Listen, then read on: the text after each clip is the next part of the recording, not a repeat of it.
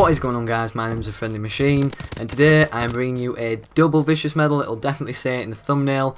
On the map Instinct, I don't know about the title, I might word it a little bit different as of what I want to talk about today. But first of all, what I want to say is, because I've got a few things to like say or announce or whatever, is thank you all from coming over from Nero Cinema, the people who have, and thank you Mr. Nero Cinema himself for featuring me on his DNA Saturday series. So every Saturday he basically uploads DNA bombs and he gets subscribers to sending DNA bombs, and I got featured. I'll put it in the description if you guys don't want to go check it out. If you're a old subscriber, kind of a loyal old subscriber, if you want to go see it and you haven't seen it already, I'll link it in the description. But anyways, that's not what I want to talk about entirely today.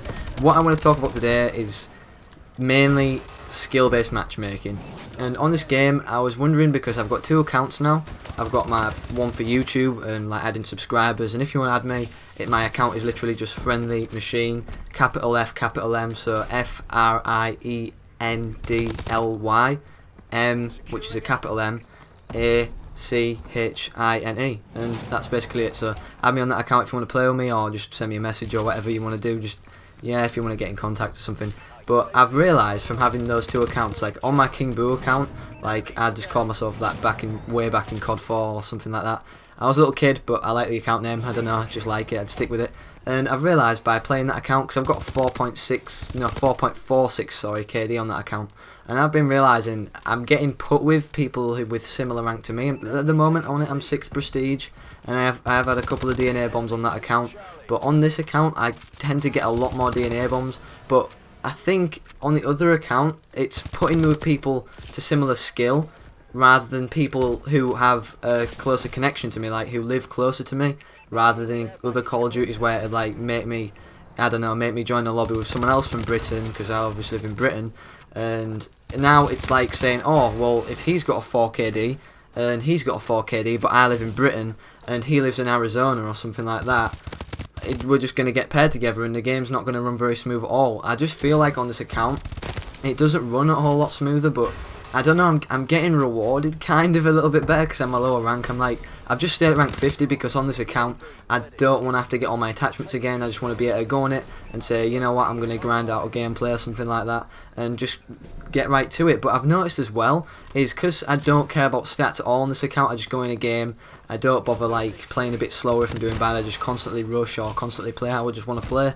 And honestly, there's not a lot of rage. So if you want to have fun and play people and just get gameplays, if you're a small YouTuber, I suggest doing this, making another account based on your YouTube name if you haven't already done it. But if you haven't, then just make another one kind of based around it, and just have a lot of fun. It's a better way to interact with other YouTubers, I've found, because like I actually have a name that suits my YouTube channel now, like, because before it was just random, you would never expect me to have it. A lot of people used to comment, oh, what's your ID, and then they'd want to have me, but they'd spell it wrong because it was such a long name, and I was a little kid when I made it as well. But what I actually want to ask you guys as well is anyone struggling with Advanced Warfare? Because I found at the start of the game, I got off to like a really good start, and I was wondering as the days went by, I was like, ah damn, this is getting harder and harder. And I was just wondering to myself, and then I realised, oh, there is skill-based matchmaking, and because I want a really good KD, I don't know, I just really like having that KD there, just as if to say, even though no one else can see it, like that's how much I care about it, because no one else can see it, but I just like having it there as if to say, yeah, I've got that KD. I don't go to certain extents, but I just like having a good KD. As long as it's above 3.8 or something like that on my main account that I'm going to get to Master Prestige on, I'm fine with that. But I realise I don't get rewarded a lot on that account either. I don't know why. Maybe it's because I'm doing good, maybe they think I'm doing something right. But on this account, I have like, I don't even know what my KD is. It'll probably be like 1.8 or something, because I just rush constantly and stuff like that, and I really don't care about it. But I've tried not to, I've tried to let the game play as it kind of wants to play on this account, because if it, like, say if I'm in a really like sweaty situation where I can like jump shot and all that and get the kill, even though I'm not on a streak, I'll just let that situation just figure itself out, and if I die, I die. I'd rather die and then get in another lobby next and get a DNA bomb or some gameplay like this, because this is solo and it's on Instinct. And Instinct is just one of them maps as well, where you have to have kind of everything going for you. You need an okay team, you need an okay gun, you need okay gun skill, and you need very good accuracy, because this map has got a lot of long to medium moderate range lines of sight, and it's just one of them maps that you really need to have your wits about you when you're running about it. because it's all the same colour. It's kind of like Stonehaven off Call of Duty Ghosts, and I hated that map. But what I'm doing exploiting throughout the entirety of this gameplay nearly, is I'm sticking to the edges of the map, and when I'm not at the edges of the map, I'm constantly balls deep in the middle of the map, because the height advantage in the middle of the map is where you want to be at on any game mode. Here I try getting B and C, and then, you know, having them trapped at A, not like a spawn trap as if to say, oh, they're spawning on me, when I'm just, you know, aiming in the exact position where I want them to spawn. Like now, like say if they spawn in front of me there, that would be kind of like, you know, spawn killing. But a spawn trap is where, like, it's not a spawn trap even, it's just like I know where they are, so I know where they're going to come from. They can either come from the cave, that little like kind of alleyway there into the cave where I just killed that guy where I'm aiming now, and then to the left of me near the A flag, and that's all they can come from really. And if you've got a good team, or if you're just playing with people who know how to play this map, it can be really, really rewarding. But I'm going to talk about now why I didn't get the double DNA bomb in this gameplay. I didn't die or anything. There's the first DNA bomb, by the way. I didn't die or anything. I didn't get unlucky, and I didn't even, like, it was nothing to do with how I was playing. It was just the time limit, and I'm really, really bad at managing time on this game. Like, I'd like to get a DNA bomb in the first round of a domination game, because I've got a good 5 minutes to get a DNA bomb. But then, in the second round, I always kind of think, oh, I'm going to play a little bit slower now and try and get one, make sure I get a DNA bomb, because, you know, I go into lobbies not saying, oh, I really want a DNA bomb this game. I'm like, oh, that'd be pretty cool if I got a DNA bomb this game. But, you know, if it doesn't happen, it doesn't happen, and I'm pretty sure I'll get in another good lobby, and I'll play a bit better in a different game.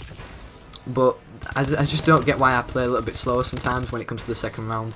I'm just quite bad at management timing, and timing the management, or whatever you want to call it. I'm not very good when it comes to pronouncing all time management and stuff like that. But I call them the first DNA bomb, right? And this is my little party trick for what I do when I get... I've had 2 double vicious medals, right? I'm going to upload the other one like later this week or something.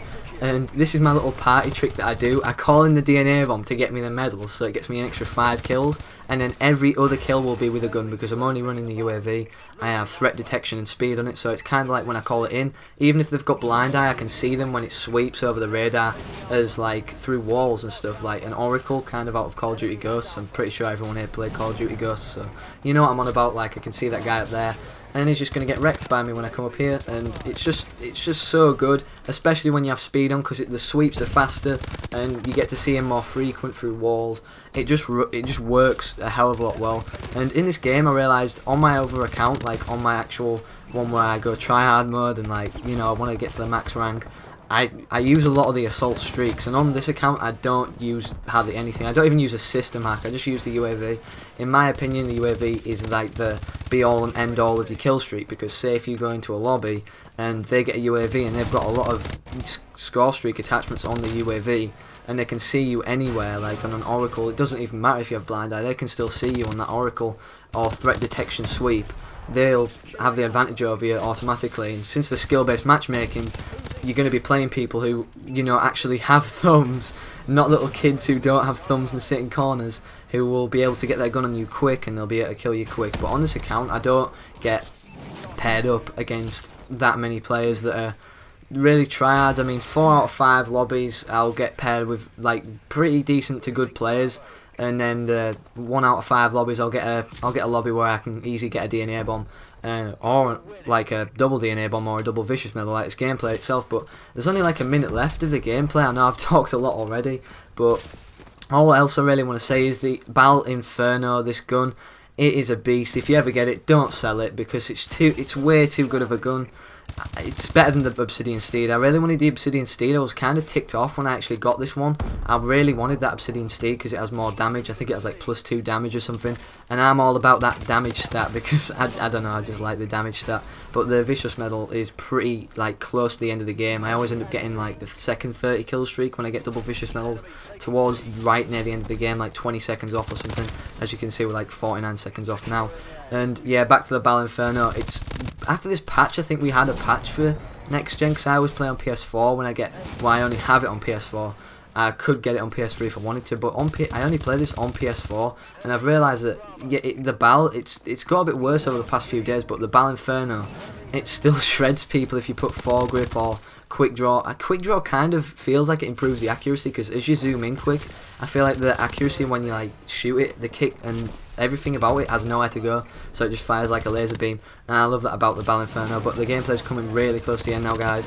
I only get one death this game, so I go 64-1, so that's a 64 KD solo. Please drop a like, and this map's seriously insanely hard to control when you don't have people who don't know what they're doing and stuff like that. So that's it for today, guys. I'll see you guys in the next video. Peace out. I knew we hired you for a reason.